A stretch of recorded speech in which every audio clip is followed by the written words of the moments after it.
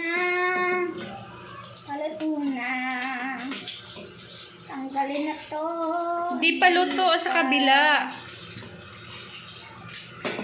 So, mix-mix na muna ito. O, tama na yan ang pag-mix-mix kasi na-mix na yan, o.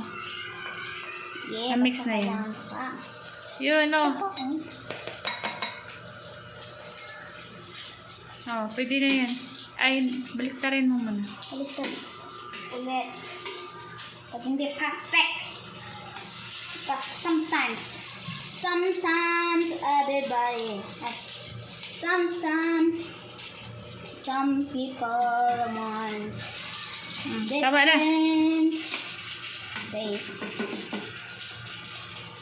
Like me.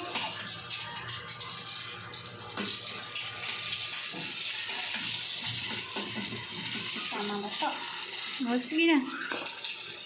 Lagay. Tama to. Lagay.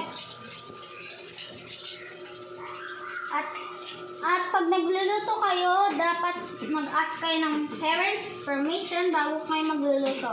Kasi minsan, dangerous to. Am I right? Yeah. So, kakauwi ko lang sa school.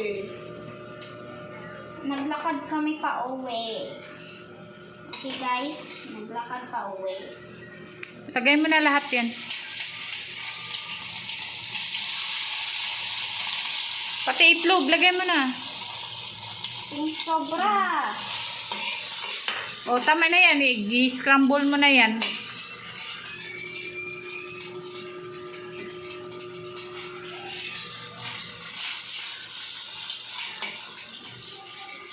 Yan po ang finished product ni Ken.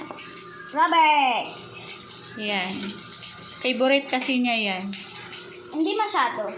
Eh, talaga, anong favorite mo? Carrot din.